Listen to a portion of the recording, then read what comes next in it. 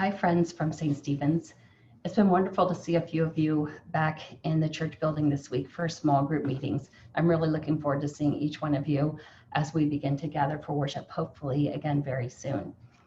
Meanwhile, I want to talk to you about the month of October, which, as you know, is the month when Episcopalians across the country, including us at St. Stephen's, set aside to begin to ask the Lord what we might be asked to do with regard to our personal stewardship and giving over the next year.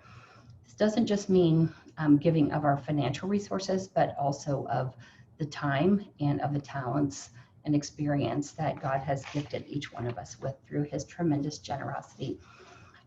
We're going to be taking October and November this year to join with Episcopal churches across the country as we prayerfully ask God to speak to us about these things and to give us visions and dreams and ideas about what he might be calling us to. The theme for our church this year is called Faith-Filled Generosity. And all across the country, we'll be uniting around this verse from 1 Timothy chapter 6, verses 18 and 19, which says, "They are to do good, to be rich in good works, generous and ready to share, thus storing up for themselves the treasure of a good foundation for the future, so that they may take hold of the life that really is life." This theme, taking hold of the life that is really life, is something to which we can all aspire. It's a life filled with generosity that's based on our faith in a God who is generous in all things. Faith-filled generosity is a call to each one of us to be generous and ready to share so that our futures are secure and our lives are worth living. I know that some of you on Sunday listened to Rhonda give a brief testimony and a beautiful story about how God has taught her about generous giving. Over the coming weeks, you'll hear other vestry members and other members of the congregation share just brief testimonies about how God has taught them or changed their life or impacted them in some way by teaching them about giving and generosity. In the next few weeks, those will be recorded and included with our Sunday worship link, but hopefully in November, we'll be able to hear some of those in person as we gather again. Now, I just wanted to mention too that this is a year when you may be thinking, Lisa, this is a hard year. We've had lost income. We've been unemployed. Our kids are unemployed, like mine are.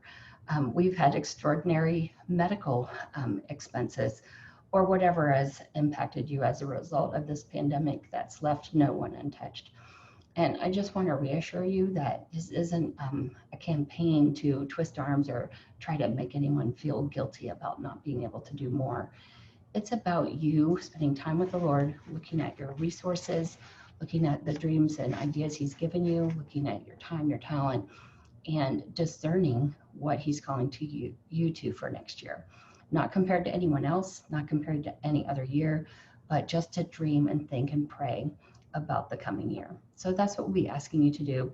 There's no pledge card to fill out yet. There's no agenda or program. We just want you to start thinking and praying about it. I'm really hoping that by the time we're ready to bring our pledge cards, we'll be able to bring them to the altar and lay them upon the altar as a covenant and as a response to what God has shown us in the weeks ahead. So before I sign off, I just wanted to read this verse one more time, but this time out of a translation called The Message, which is one of my favorites. It's by Eugene Peterson. Again, it's 1 Timothy 6, 18 and 19. "Tell them to go after God, who piles on all the riches we could ever manage, to do good, to be rich in helping others, to be extravagantly generous. If they do that, they'll build a treasury that will last, gaining life that is truly life." Amen.